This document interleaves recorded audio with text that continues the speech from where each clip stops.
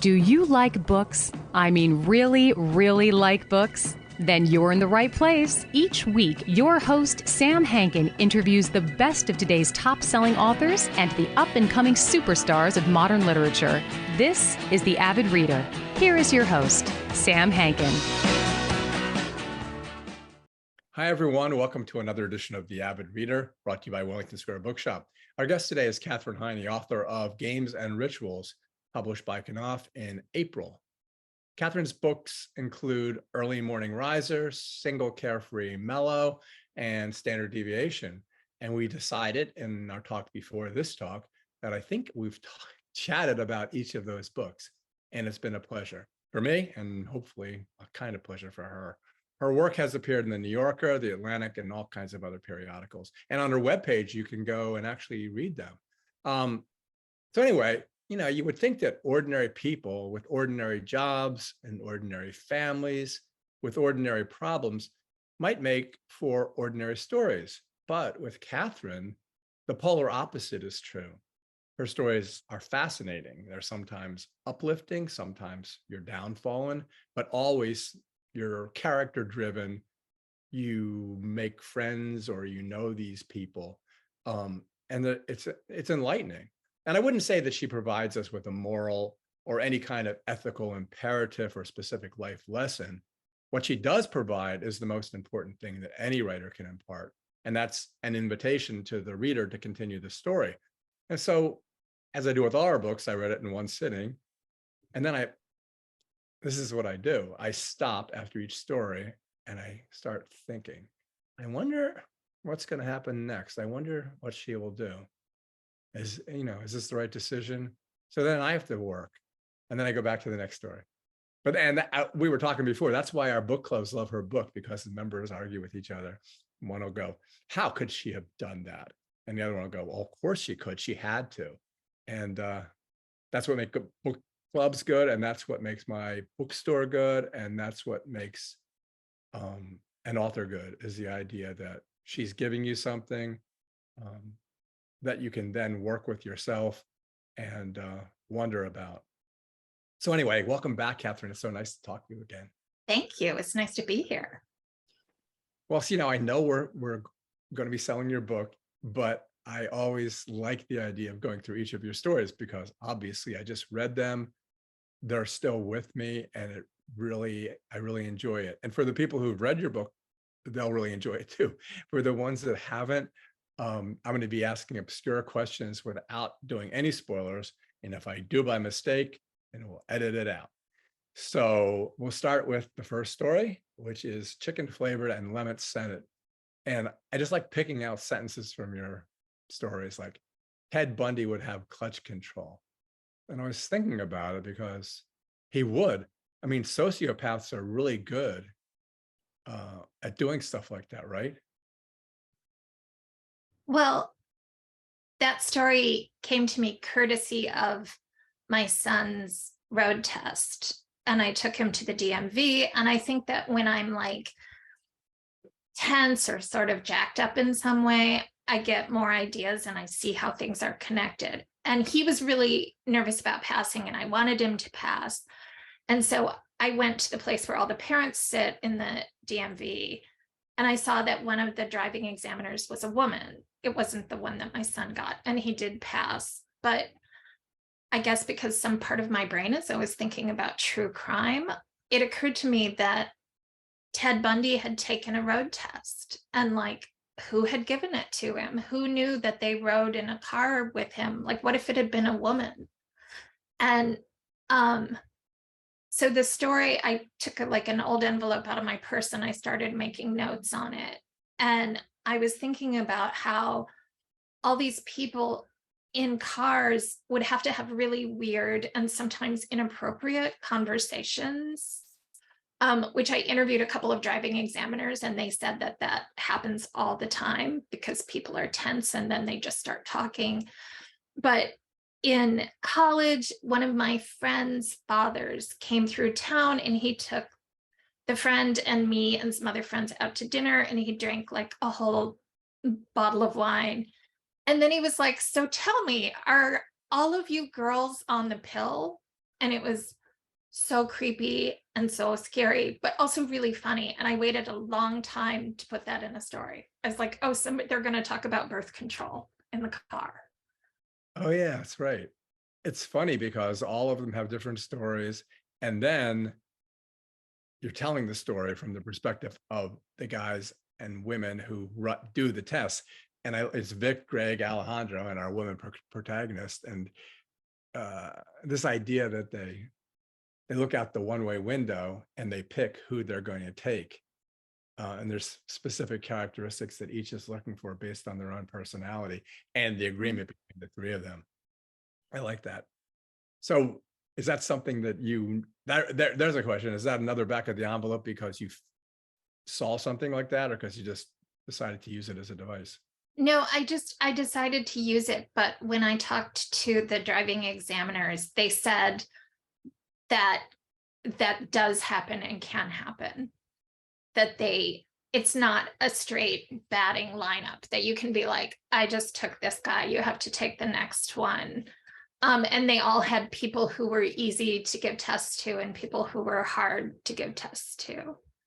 And when my dad's driving began getting kind of scary, in later life, when he was in his 90s, he was always telling me that more people honked nowadays, that there'd been this mysterious uptick in honking.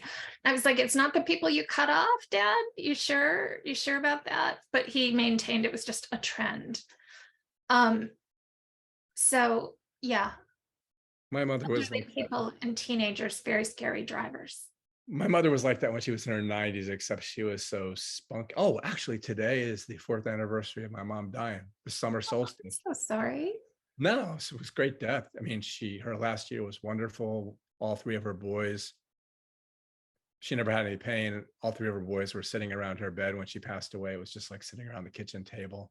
And she died on the solstice, so she squeezed every bit of sunshine out of her life. So what was I going to say? Oh, so Greg, do you know anybody whose wife packs lunches that are little tiny things? No, I don't. But that just was sort of an inspiration. I had a very clear sense of who Greg was, but there wasn't a lot of room to develop his character. But I was like, there has to be a reason that he's a driving instructor and he doesn't stay home. And I think it was because his wife is really micromanaging. Yeah, he was a history teacher. The thing is, when they had their little celebrations, I would have been just like him. I'm not going to split that up. It's too small. I know. Okay, let's move on to Damascus. And I thought of Damascus steel, and I read up a little bit about it starting in the 13th century. But one of the things that runs through some of your stories is that the women who have what they think and may very well be really good kids have really done a lot of bad things in their own lives back when they were their kids' age. And I don't know whether they, and that's the question, is whether they inadvertently, I don't want to give spoilers away, whether they inadvertently change their own kids' lives because of what they don't say. I was honest to my kids about everything that I did, drugs and stuff. And I think it's better to be honest. Well, when I was in high school, I used to come home from parties where I'd been drinking, and my parents' bedroom was at the top of the stairs, and they'd be in bed reading. And I would go in and basically do stand up at the foot of their bed for like half an hour, and then I'd wander off and go to bed. And my parents never thought this was anything other than spontaneous socialization. And then during the pandemic, one of my sons worked at a supermarket, and he would sometimes stop and say goodnight to us as he came in. And, sometimes his face was really flushed and his eyes were bright. And I was like, he loves his job. He is high on life.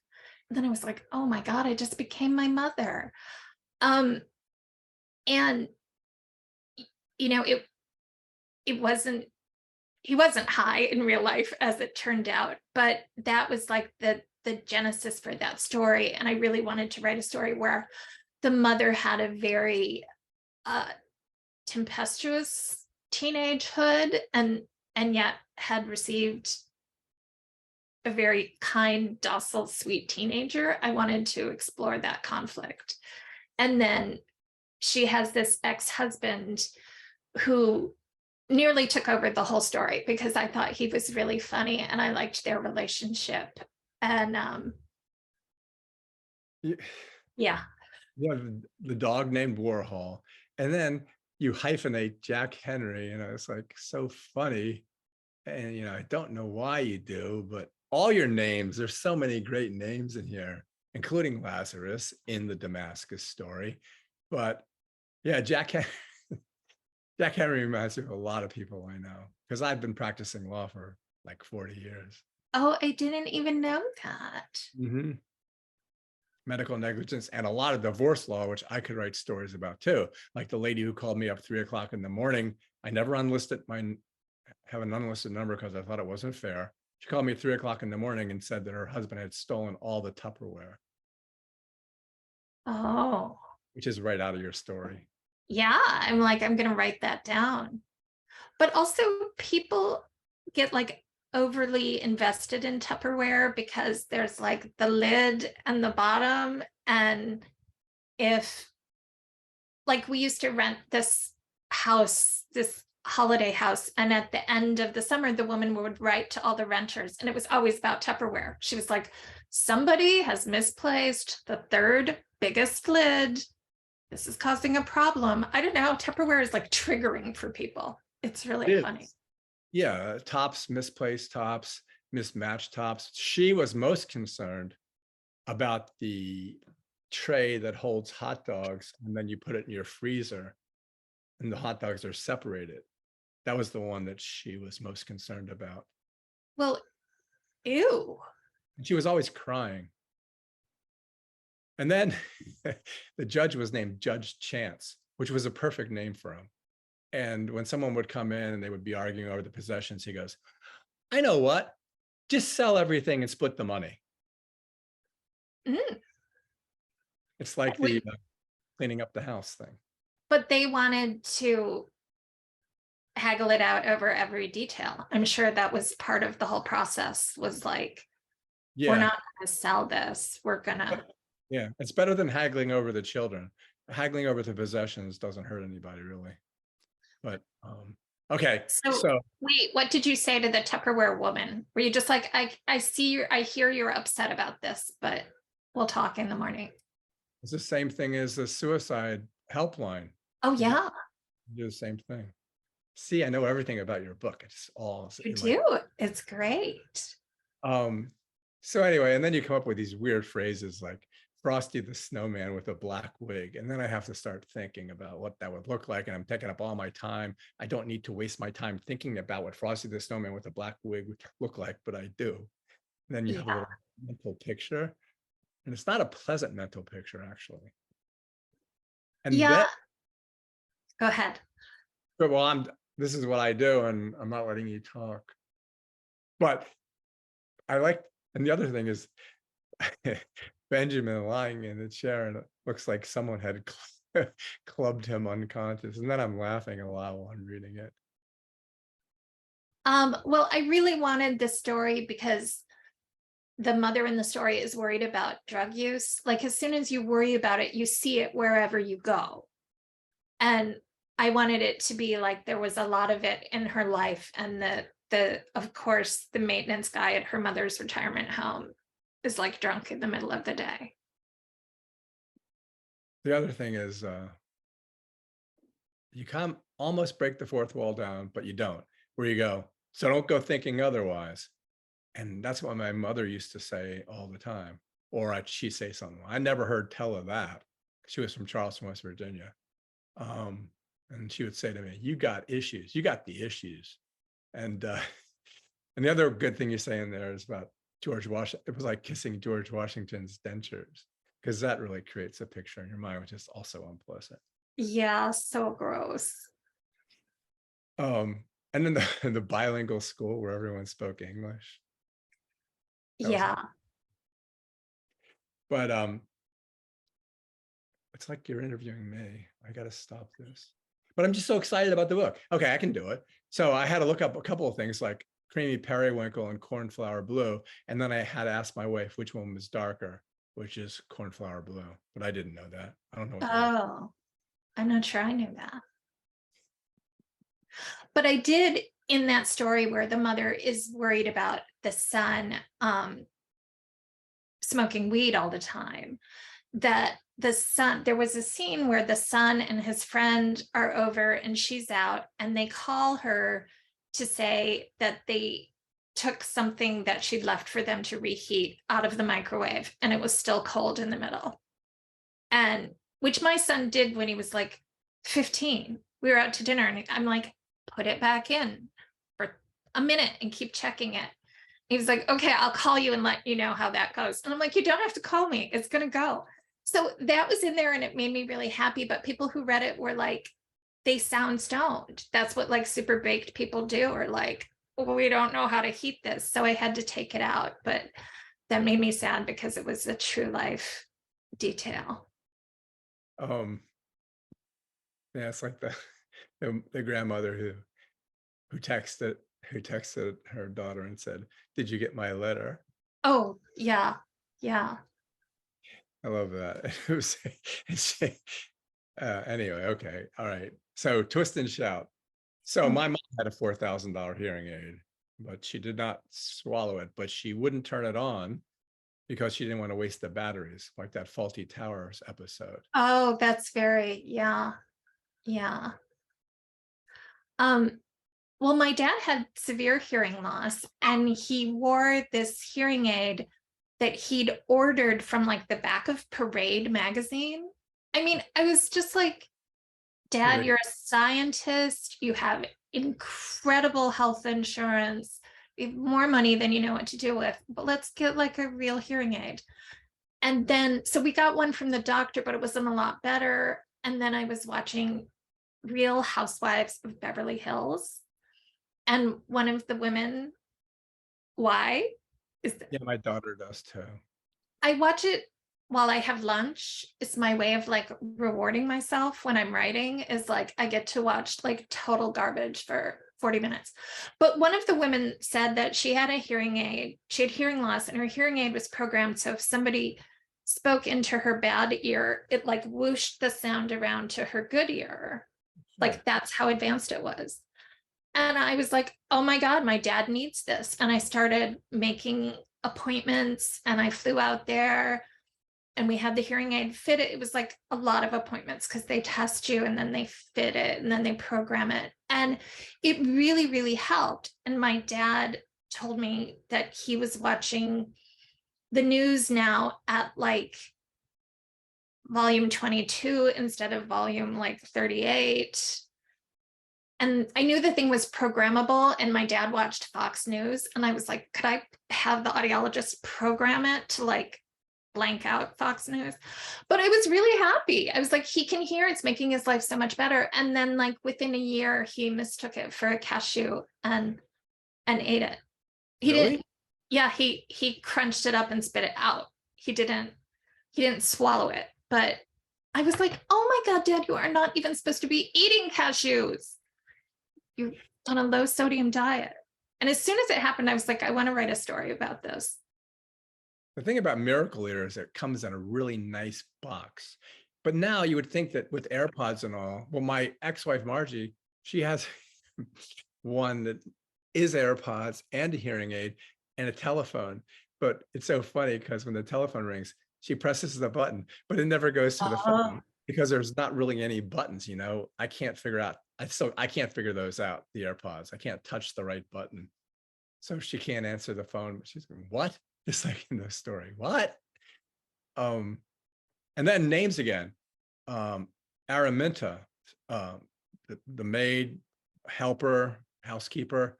So I thought, I wonder what Araminta means. So I looked it up and there's not much there, but it either means prayer or manager. Oh, I didn't know that.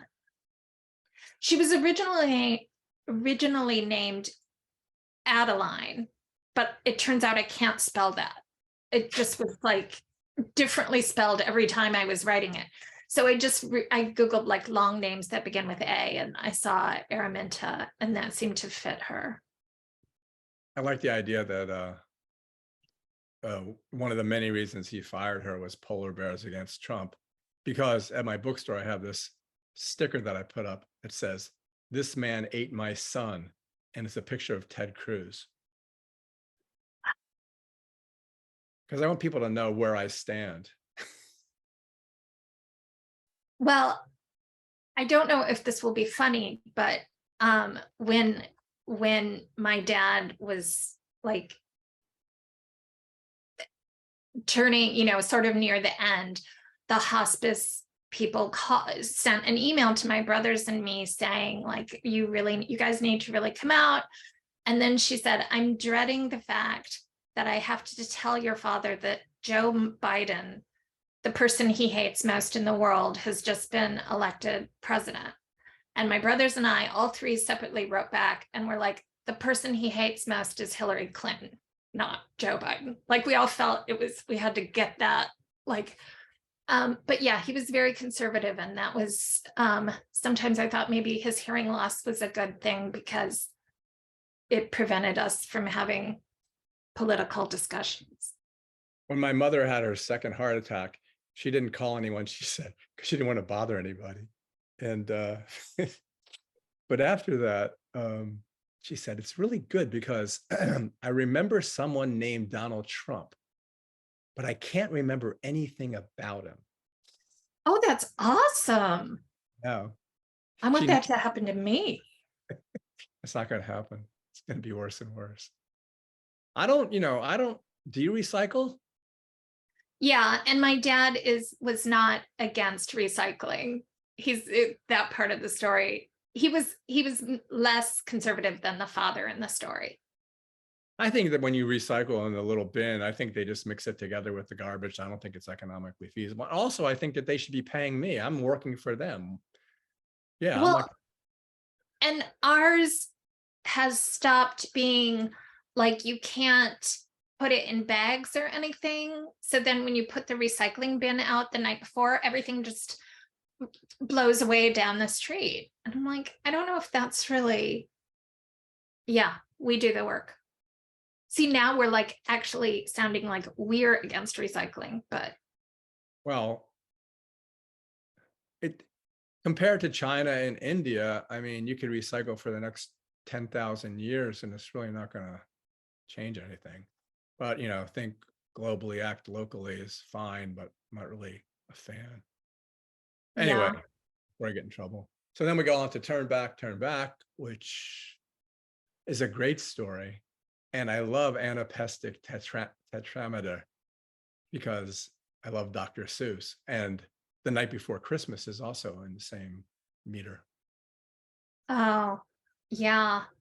Did your daughter ever want you to read those Carl books where the dog is the babysitter? No, but what she did want, which was horrible. You remember that show Caillou, the Canadian show? I hated that kid. I hated him. He was a little rat. Which has nothing to do with your question. I had this idea when I was living in New York, and the apartment that I was living in had this kitchen and a table right by the window, and it was like a really high, it was on like the 42nd floor, and you had this beautiful view out the window. And one night I just had an idea that a couple would be in the kitchen late night discussing infidelity, but it would be in the form of the fairy tale The Robber Bridegroom, where it says turn back, turn back. And 30 years later, I wrote the story. It took me a while to like figure out the details, but no, I had that story in mind for a super long time. And then oh, and also while I was researching it, I went to Starbucks, because the woman in the story finds this Starbucks receipt And from there, she sort of unravels the truth of what's going on. So I went to Starbucks and I was like, what does can you print me off a receipt and like explain everything to me? And they did. And I said, I'm a writer, I'm writing the story. And when I left, the girl hugged me and she was like, I'm so sorry about your husband. It's really was a story. That would made me very sad. But no, I think that story is probably maybe the closest I get to writing like suspense or a detective story. So it was a lot of fun to write. It was very incisive because it reminded people that she starts out by saying, I had a bad dream, but he is acting. So he's responding to her cues as if she's setting up his character in a play or a movie. And that's what guys do. It isn't what you think it is, or I'm so sorry. It's like when horrible guys go to divorce counseling and they agree, they go, yes, she's right. I never put things in the dishwasher. She's 100% right about all this stuff. It is just playing a part. Do you know what statement analysis is in law enforcement? It's the idea that it's psychologically stressful to lie. So if you say to somebody, did you murder your husband? And they say, I loved my husband. We had a great marriage. You can ask anybody, why would I do that? None of those answers is, no, I didn't. And sort of once you're aware of that, you can hear that in people, in the way they talk so clearly. And I think it's something that has helped develop characters. Is like, people don't want to say, they don't want to lie. They want to say something closer, a little bit closer to the truth. I had this friend who became not my friend, who had affairs all the time. And he said, just remember, deny, deny, deny. And one time his wife came in and caught him in the act, and he still denied it. And it's just like, believe him? Well, I don't know the answer to that, but they didn't get divorced or anything. I mean, people will believe what they want to believe, no matter how unbelievable it is. That's also true. Yeah. But that was really good, the way you played it, as far as he's watching her in order to frame his reaction, because it's exactly what happens. Also, a true part of that story is that my younger son, when he was like 4, he asked this older girl who was 7 to spin him in a circle on the tire swing. And she spun him for so long and he popped off there and threw up. And then he was really mad at her. He was like, I told her just the edge, just the edge. And I thought that was really an interesting concept for a 4-year-old to have like thought of and articulated. Yeah. Actually, I lived in Gainesville, Florida for 29 years, 5 months and 10 days, which we'll get to. So anyway, her daughter, my granddaughter, Lucy, she's incredibly precocious, but there was the hurricane last year that went right through Ormond Beach, which is where they lived.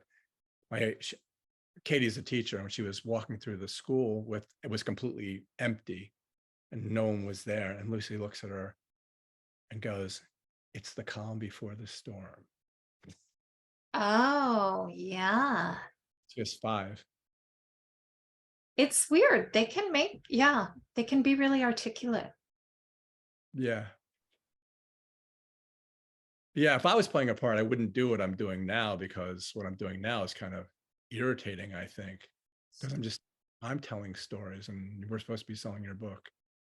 I'll try it. I got other stories to tell, but I'm not going to. Okay. So anyway, your names, Alexandra Darling. You have these great names that are names that most people wouldn't have, but fit perfectly.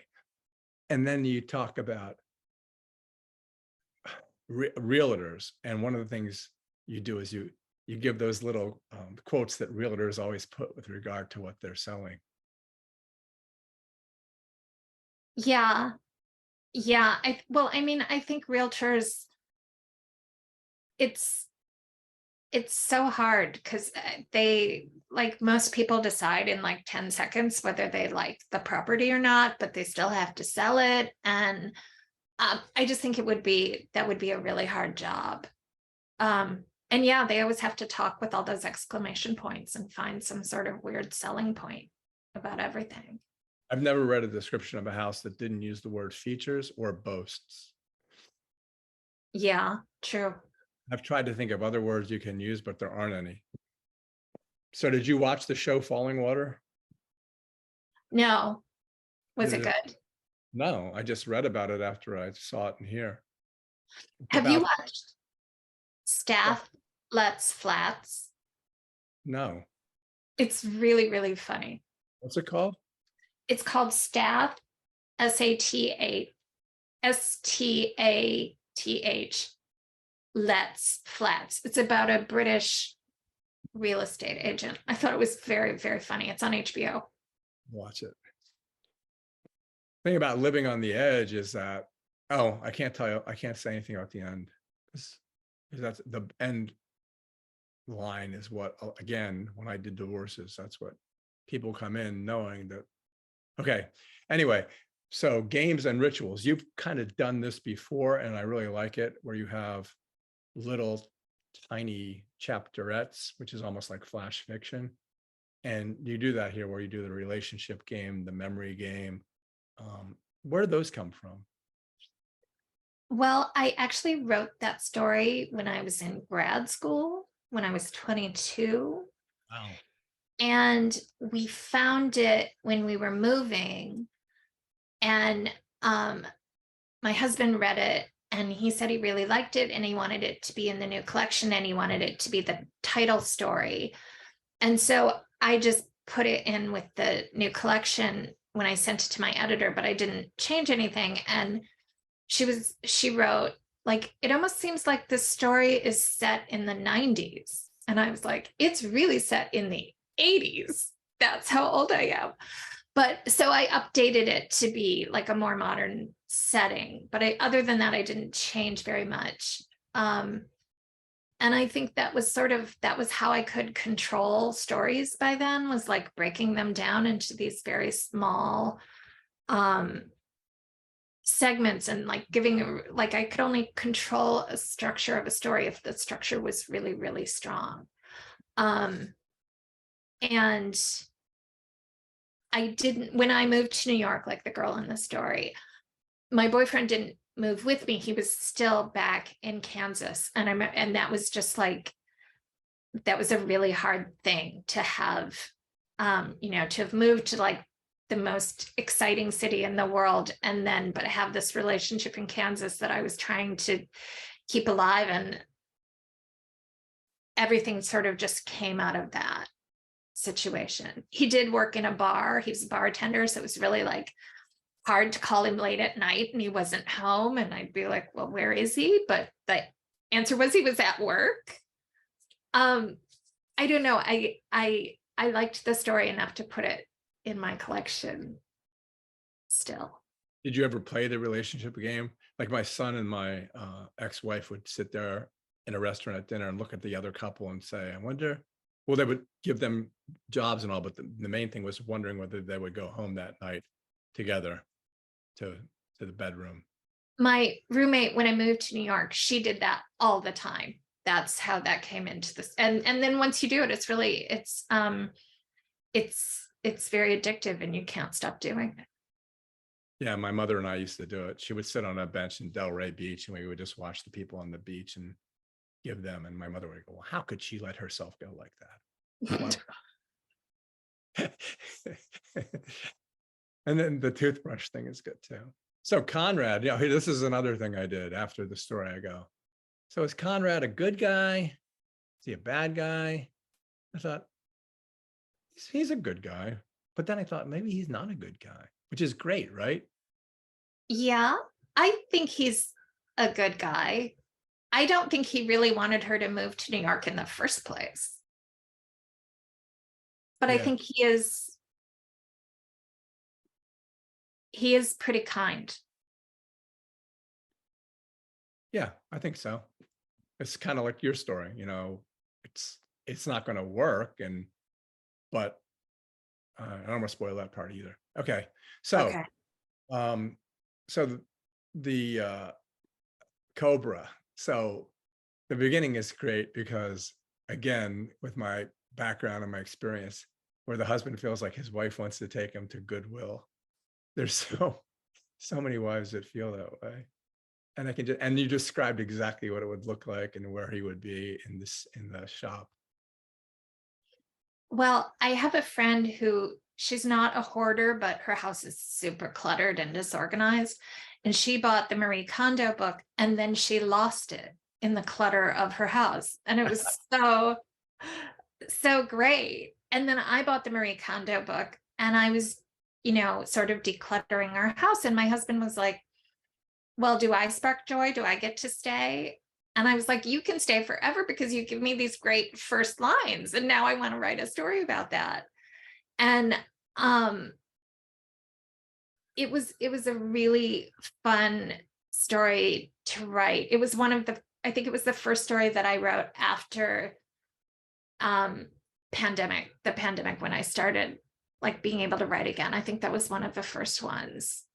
And I really liked, the first 2 weeks I was trying to, because Marie Kondo, it's called the KonMari system because you take the first syllable of the last name. So I was trying to find a name that would work. So the wife in the story would have a name that was also an animal, like cobra or scorpion, or it was harder than it sounds. It took me a long time to find one that would work, but finally cobra worked.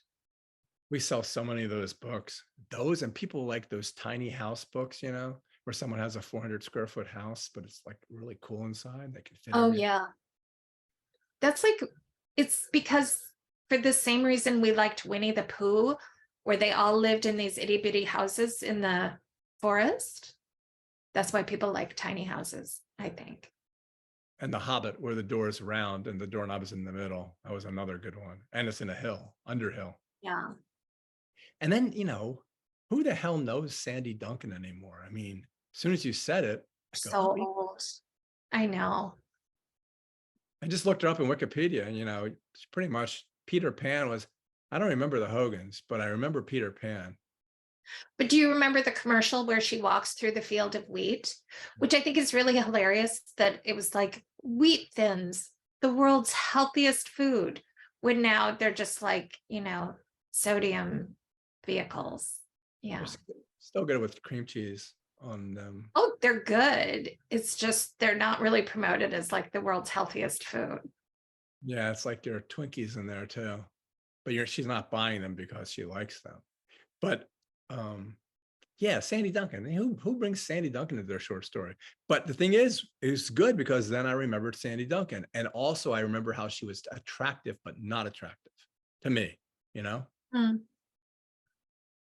I just thought she was really pretty. There's pixie-ish, yeah. Yeah, like that. Anne Murray. Anne Murray was also like that to me. Remember? She was like yeah. Snowbirds. So then 561, which is a great title. And this ex-wives club kind of concept is, at first I thought, this is totally impossible. She's not going to go over and move all that stuff. And then I thought, well, again, this is what is good. Thought maybe, yeah, maybe she would do that. And, but at the same times, no spoilers. But I wouldn't eat salmon burgers either. I don't like the concept. So they were just plain wrong. Yeah. Especially on moving day. Who would have a salmon burger? Oh shoot, my wife makes salmon burgers, and she's gonna listen to this. And she's the editor. Yeah. Yeah. But when I was in my 20s, I did work at a suicide hotline, and there were these like big 3-ring binders called the regular books, and you were supposed to look through them because people called regularly, and then they got put in the regular book. And it was very frustrating always for the like administration of the hotline, because they wanted us to do the sort of algorithm with everyone who called in being like, are you suicidal? Have you taken anything? But the regulars just wanted to talk. And it was always way easier just to be like, how are you today? And then you get them off the phone. They just wanted like TLC for 10 minutes. Yeah, they have some really good topics that they talk about too, which have nothing to do with suicide or Oh, depression. none of them ever did. Yeah. And I was always, when I was doing it, I was like, I always want to write a story about these regular books. And then we had this we moved, and I still don't understand why moving is so awful, but it really, really is. And so I was like, I want to write a story about a move, but everybody says that death, divorce, and relocation are the three biggest, hardest things like to do as people. And I was like, oh, how can I fit these all in one story? So that's why the two stories, the two timelines of the story are what they are. It's like on Sergeant Pepper, A Day in the Life, where John Lennon wrote most of it, and then Paul McCartney comes in and got up, get out of bed, you know. Oh, yeah. Because she goes back into the past, and at first I'm going, why is she doing that? Why is she going into this interior story about what happened? And then it fit in perfectly. And but then you bring in the Marie Celeste. And then I had to go look up the Marie Celeste, which took another half hour of my time last night, which is why I didn't get to bed till like 3. But like really a half hour, you couldn't just Google, or did you go down the rabbit hole of what really did happen? Okay. Yeah, you can't help it. Yeah, that's true. It's like looking at those YouTube shorts, you know, it's impossible. So anyway, pandemic behavior. Why'd you stick Gainesville in there, where I lived for 29 years, 5 months, and 10 days? Because my cousin lives in Gainesville, and we're very close. We're like sisters. We talk every day. And she had a roommate who was in her 20s when I was writing the story. And even though her roommate's job was like nothing wound up being from the roommate in the story, but because I was talking to her all the time, I was like, well, it's just going to happen in Gainesville. That's where she is, so that's where it's happening. But I mean, my aunt lived there for 70 years, so I've been to Gainesville many, many times. I don't understand the street name thing, but otherwise I love it. Yeah, it's kind of weird. And you mix the numbers with the avenues in the street, and then there's real names in between. So it's kind of confusing. It's really grown. It's become like kind of a metropolis, second tier city, but and a little cultural oasis. Very nice place.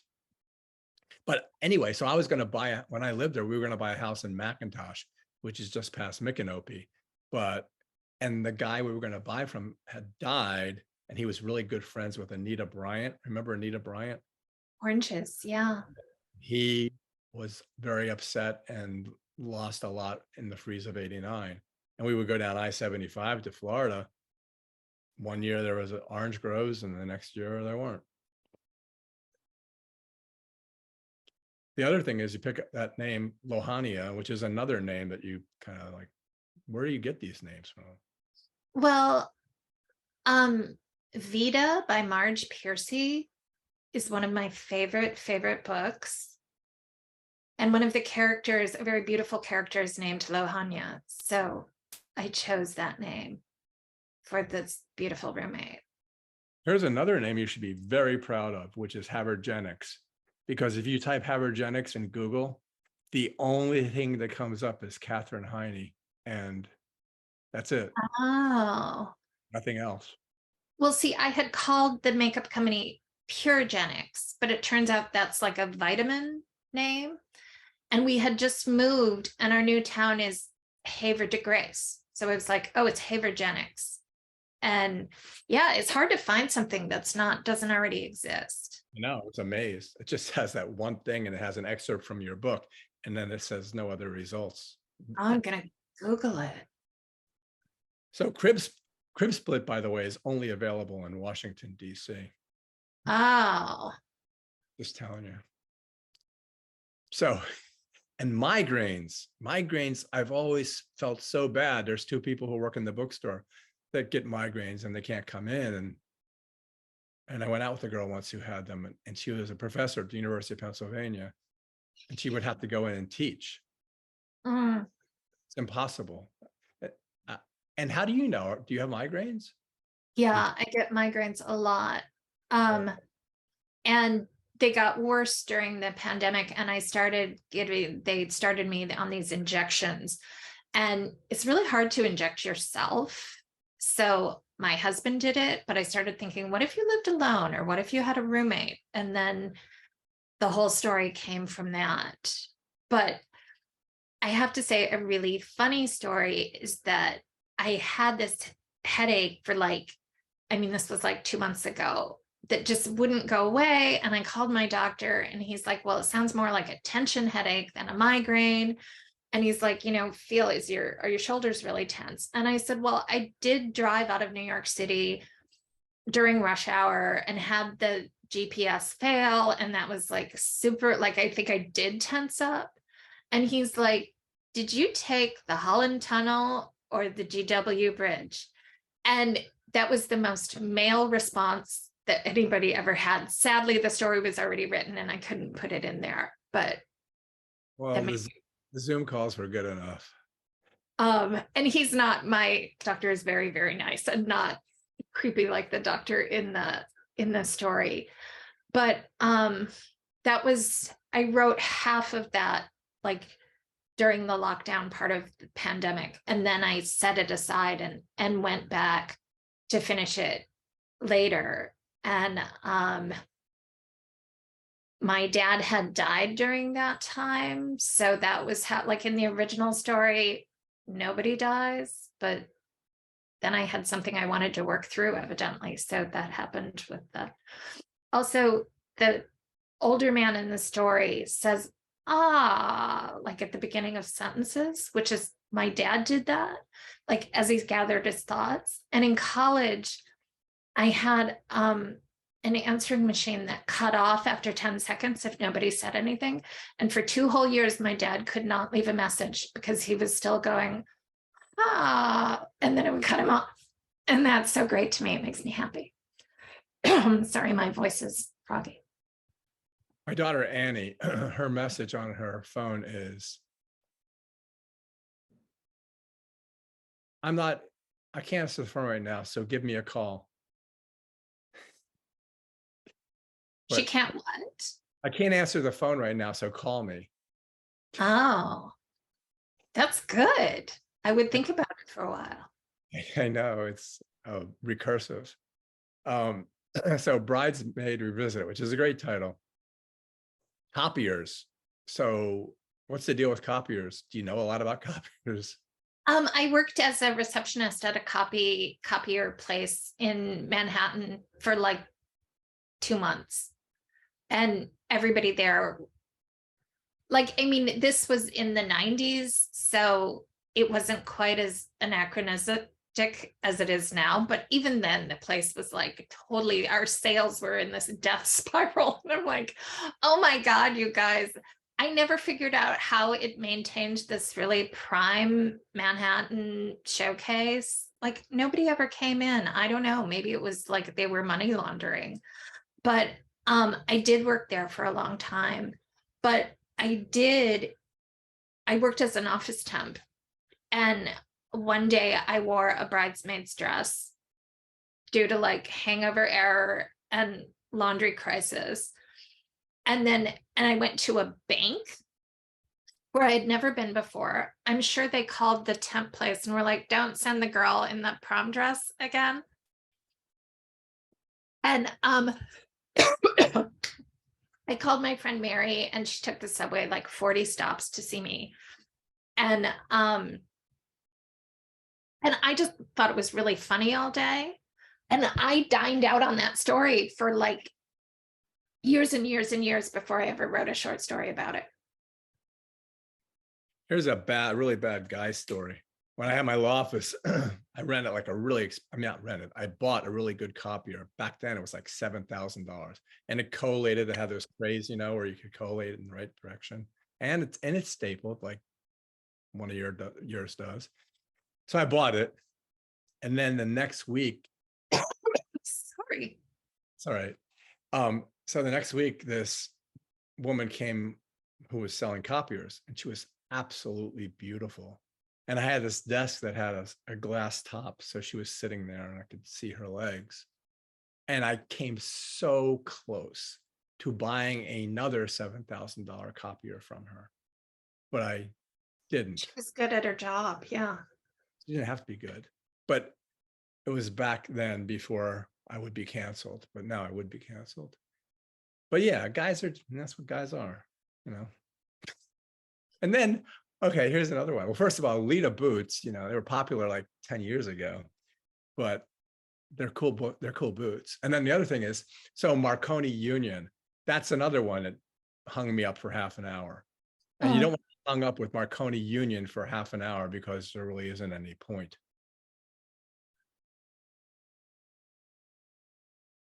Yeah. On YouTube, there's one video that's 10 hours of Marconi Union. Ooh, that's a lot. Have you listened to Marconi Union? Or you just Only briefly to be able to put it in the story. Yeah, it's ambient in the most ambient of possible ways. You know, and the thing is, at the end of the story, when she's crying, it's like, first, okay, she starts out the day and her girlfriend is so excited about it and wants the picture. And then the nice guy takes a picture. But she's so excited at the beginning of the day. And at the end of the day, she's miserable and she's crying and she just is miserable. But she was like the other character in the other story. She did a lot of things in her life that she goes through in her mind and we learn about that weren't the greatest things to do. You know, why did I do that? And what made me do that? Well, I think that brides in general, they become like so overinvested in this misguided belief that the bridesmaids are going to wear the dress again. And they never ever do. So that was sort of the joke of the story for me. And it was actually the joke even the day I wore it. I was like, well, I'm wearing it again. But yeah, I mean, the girl in the story is very, very young. So I think she's looking back at mistakes. I think there's still time for her to turn things around and become a nicer, better person. Yeah, and in King Midas, so you have Oscar, Tessa, and Winifred. And the thing that was really interesting to me was, and I will not spoil this one because you could easily, but the thing about it was Tessa was so beautiful, just like that woman I was talking about with the copier salesman. She was just so beautiful, and guys are what guys are, you know? And Winifred was Winifred. Yeah, and was not going to change at this point. No. And that's why the ending was so fascinating. And yeah, the ending was fascinating. Thought about that a lot. Thought about like why. But I really, again, like a guy, I really did like Tessa a lot. She seems pretty cool. Yeah. I'll leave that one there. So then the last one, and then you'll be done with me. Skybar. So that was a really cool story. And I like when you say time is like a river, but it's really more like an accordion. So true. And I was just talking to my friend this morning, who's still here working, about the idea that basically you have what you remember and what you anticipate, like Proust. And you have, you know, ever since COVID, like you try to live in the moment. Like I can look out the window and see the trees here and it's fine. It's it's fine for that moment. But people, it's hard to do that. If you can do that 2 or 3 times a day, it's pretty good. But otherwise, it's just basically, as you do in your book, people remembering and then thinking about what's going to happen now. And they don't know. Well, when I taught creative writing, a lot of people, the first story that they write is about somebody like sitting on the edge of their bed, getting ready to get dressed, but then everything else is flashback. That's a very, very common beginner story, which is very lifelike, actually. But the airport story, I was at the airport in my hometown and my flight was getting canceled, and a man showed up, and I overheard him say to his friend, he was like, that he wasn't on a flight. He just came out to have a drink. And I'm like, how did he get past security? And who would come to the most depressing airport to have a drink? So I texted my brother, who's very funny, and he texted back with this. He said, well, he's obviously been banned from every bar. And I was like, why would he be banned? And very suspiciously, my brother had this whole list of things. And one of them was for like doing donuts in the parking lot. And that's why the story ends the way it does. But I caught my flight. I never found out how the guy got past security or why he was there. I had to write the story to sort of figure it out. Yeah, we have a little tiny airport, Chester County Airport. I don't even think it has a gate, but people would go to the bar there. I mean, it was let's go to the bar at the airport. I know. It's really weird. Yeah, at first it's kind of depressing, but then, that poor guy, the nice guy in the story, which I'm not going to talk about. But yeah, I mean, yeah, okay. That woman, first of all, feel really sorry for him. Nice guy, understand. Oh, I like the idea that if it's her, about farmer chasing a stray dog off of its property. The idea of how you get rid of weight and how you turn from what you were when you were into something different. That was fascinating. That was really well done. Thank you. When I was writing the story, and I would tell people that I was writing about somebody who gets really drunk at the airport, every single person would look really scared and be like, is it about me? Am I part of the story? Do you have a lot of friends who get drunk at the I guess. I think like everybody does. Isn't it weird at airports how the rules go away and you can drink at 10:30 and you can drink on the plane? That's so strange to me. Although we flew to Georgia earlier this week because my son is graduating from paratrooper airborne school. And on the way down, the girl next to me dropped an earring, possibly before the plane ever took off. And she and her friend scrabbled around looking for it for the whole 2 hours. It was like sitting next to a dog when there's a crumb between the sofa cushions. And the whole time they were like, do you see it? No, do you see it? I don't see it. Do you see it? I was just like, oh my God, girls, just please let me read my book in peace. But they couldn't. They stood up and then crouched and like fell around the seats for 2 hours. You say snarling, Gorgon snarling in that story, and you say snarling and chicken flavor, snarling metal mouth of its grill. Oh yeah. I guess that's a big word for me. Yeah, that was a good word. The thing about that story is our protagonist is a really nice person. Like what with Meredith and all. Was it? Some people don't think she's nice, but I thought she was nice. Exactly. And that's what will happen at the book club. And oh yeah. So this is the 4th book then we've talked about. And before we started, I did talk about it. And we can, as we wind down here,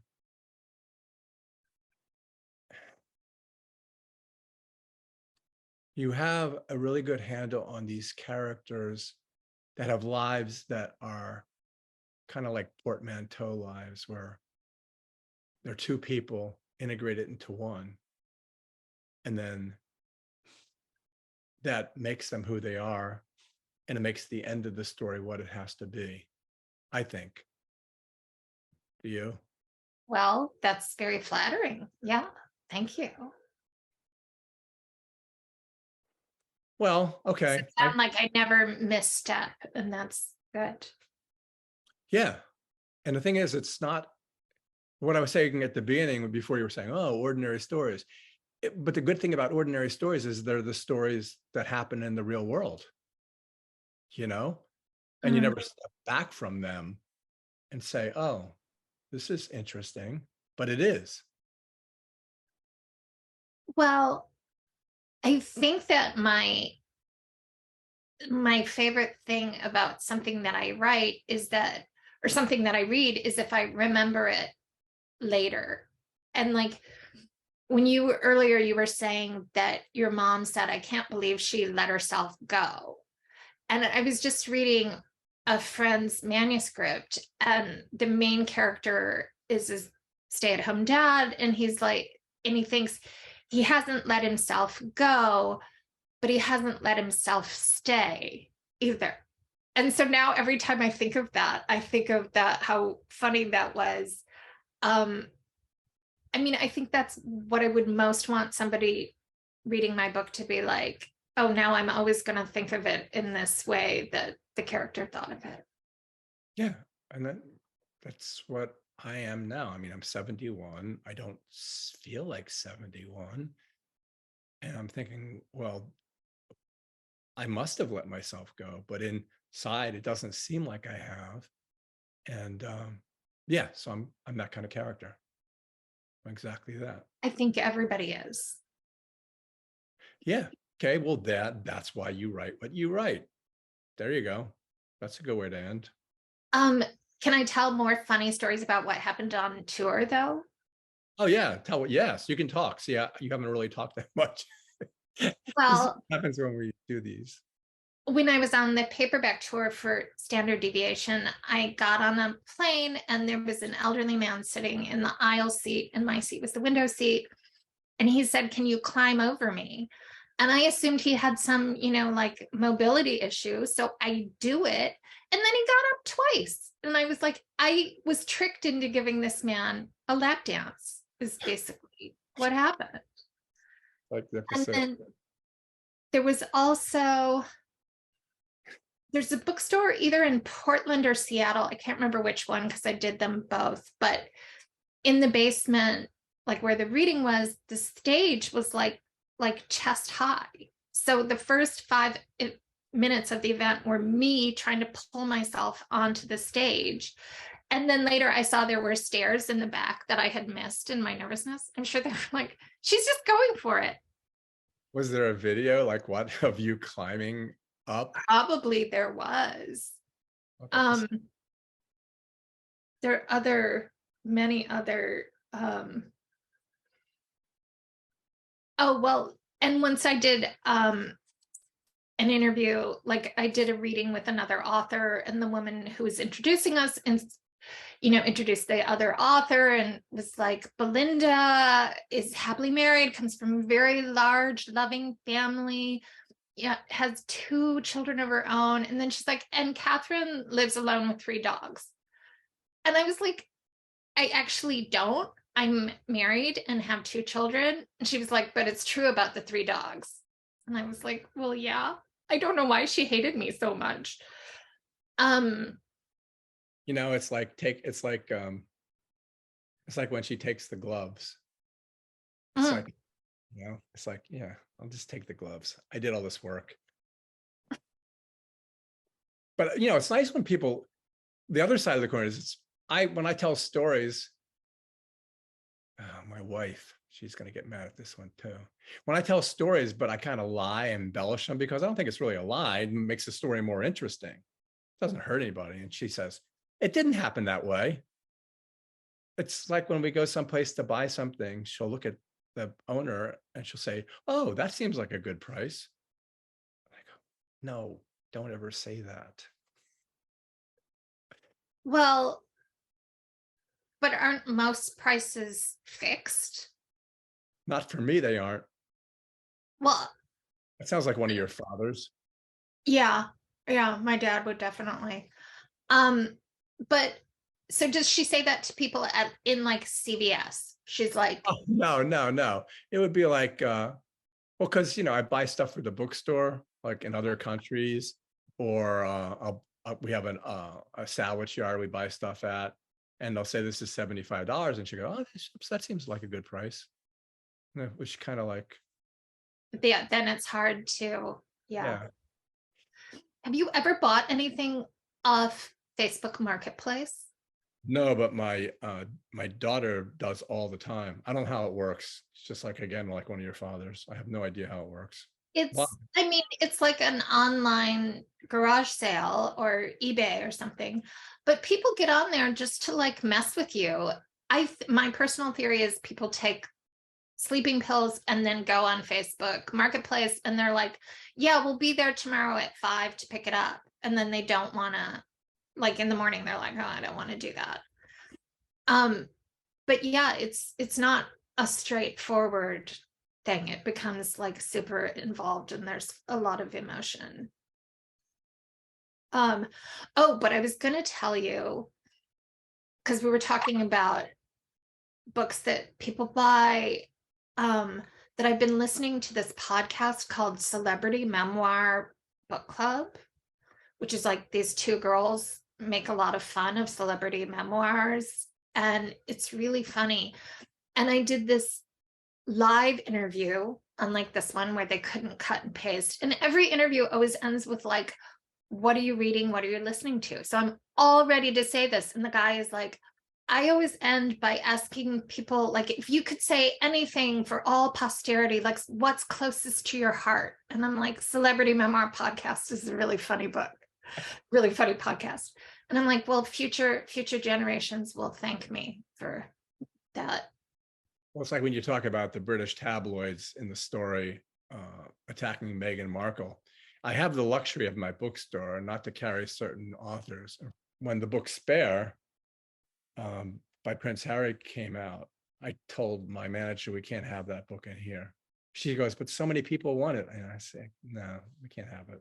I'm not going to put it in here. And so did a whole bunch of people come in saying, do you have? Oh, yeah. Yeah, it was, yeah, definitely. But I'm not going to have that in there. Yeah. Andre Agassiz is good, and the guy from the Foo Fighters is good. There's lots of good ones. Keith Richards is good. What's her face? Patti Smith is good. Just Kids. Yeah, there's a lot of good ones. But I'm not going to have that in there. It's just ridiculous. But listen to the podcast. I think it's really, really funny. What's it? Celebrity Memoir? Celebrity Memoir Book Club. I will. And the tagline is, we read the book so you don't have to. That's great. All right, are we just chatting? And what has happened? What are we doing now? Are we done? I don't know. We are just talking. Yeah, I'm trying to think of like other on tour. I also sat next to a man on a plane who told me politely that the leg holes of his underpants were too tight. Seriously? Yeah. And I was just like, wow, everything that happens to me from here on out is going to be like a disappointment. Like that was the high point. No wonder why you write this stuff. You're actually living in your short stories. Oh, yeah. I think that was the hardest part of the pandemic, was during the lockdown part. Yeah. I wasn't meeting like, insane people, like the man at the dog park who gave his dog a 10-minute warning when it was time to go. And that made me super happy too. Although the story doesn't really relate, except it is about the pandemic. But so we moved to Havre de Grace, and the boys and I are taking the dogs on this walk through the woods, and we kept seeing like members of this running club come by, and they were all wearing like the same shirt and shorts. And since we just moved here, every time one of them ran by, I was like, hello, in this super friendly way. And then the boys pointed out it was the same man running on a short loop. And I'm like, I'm just not as smart as I was pre-pandemic. I'm just not. You say that in there, in that pandemic book, you say. Oh, Well, yeah. Yeah, Lohania says that. Yeah, I can do you believe think I know? Can you believe I remember all this stuff? it's very flattering. Yeah. Can't help it. But yeah, it's do you think it's just like the reason why you're delighted is because you go, wow, people are really funny? Or like when he gives his dog a 10-minute warning, why does that delight you? Because it's funny and it makes me want to write. And um also my son grew this beard, which first of all, it looked like a neck warmer for a long time, but then it became an actual beard. But he was working the day shift at the supermarket, so he wanted me to make an appointment at the barbershop for him. So I call up the barbershop and I'm like, I want to make an appointment for a haircut and a beard trim. And the guy's like, great, what's your name? And I'm like, it's not for me, it's my son. He's like, okay, what's your son's name? But then here's me really happy because there's a joke to be made. I'm like, I trim my beard at home. And then of course there's this huge awkward silence. And I'm like, that was a joke, but not the kind of joke that you think it was. And I don't really have a beard other than like most people have like a little bit of hair on. Like I just kept going until he was like, have your son call me. But even that, even though I sounded like an idiot, it made me pretty happy because there was like a joke in there. Yeah. This is not proper, but you bring up electrolysis a couple times in the book too. Yeah, I have never had that, but my friend did. And um, well, actually, it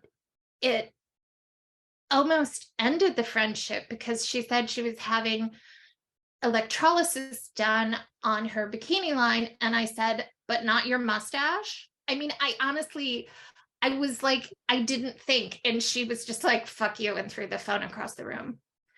You're- I know, I know. That's just like one of your characters too. You're just writing about yourself. There's another Terry Gross question. Are there autobiographical aspects of your, that kind of thing? I never asked that.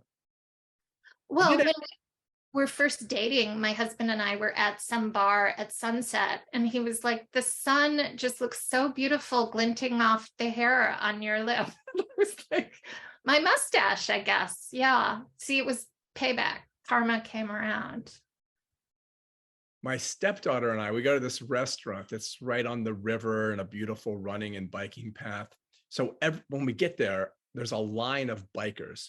They all have their fancy bikes and they're all dressed in these clothes that we can't figure out why exactly can't they just wear regular shorts with the pad and t-shirts and a regular baseball hat. But they all wear these little French schoolboy hats, and they all wear, like, they'll be all pink with pink socks, and they're all tight, and it's just, and we just laugh at them because it's like it seems like some kind of strange cult, but a strange cult in a very silly way. Like it should be on Monty Python or something. But it's a cycling club. No. Well, yes, but it's it's like dueling cycling clubs. Oh. Yeah. Oh, and then this lady puts up this sign on the street, stay, you bikers, stay away from my house. And yeah, she put it, it's like one of your characters again. You stay away from me. You're messing up my grass. And why do you have to do this? Why doesn't she want them riding by? Are they on the grass?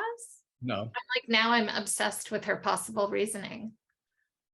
it's your characters. It doesn't make any. It's the ones who call the suicide hotline. I was going to buy this pair of shoes and they said it was this and then it didn't arrive. Yeah, it's the same kind of thing. I bought a sign to put up because everyone has signs like "you are enough" or whatever. So I bought a sign and it says, "I just wanted a sign." Oh, I like it. Did you put it up? Did your family take it back down? They've taken down a couple of my pink flamingos, but they haven't taken down that sign. No, they seem to like it.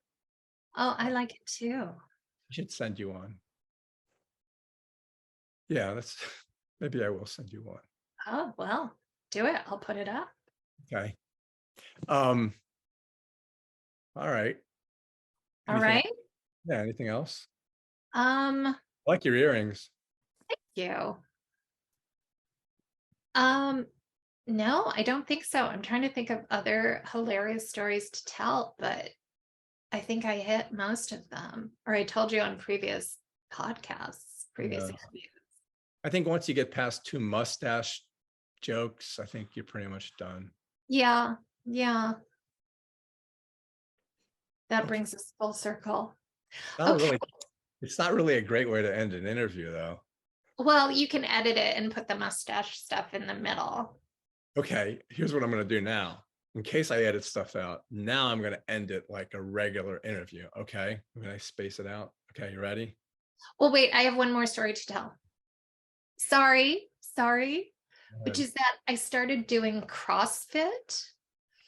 And like the first class I went to, everybody was super supportive of me, specifically, not just like generally, but they were all like, Katherine, go. And I realized I came home and saw how red my face was. And I realized that they thought I was going to die and they wanted my last few minutes to be nice. I really, truly think that. But anyway, so now you can wrap it up. People, if I trip anywhere now, I forget again. I'm 71, so whenever I trip, people will run up to me. Are you okay, sir? Sir, do you need any help?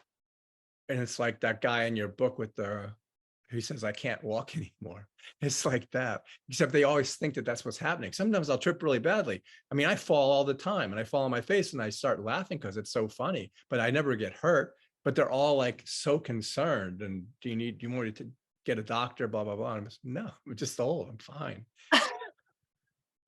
And then one time, like this was just a couple of months ago, my first ex-wife was her knee was bothering her, so she had this cane.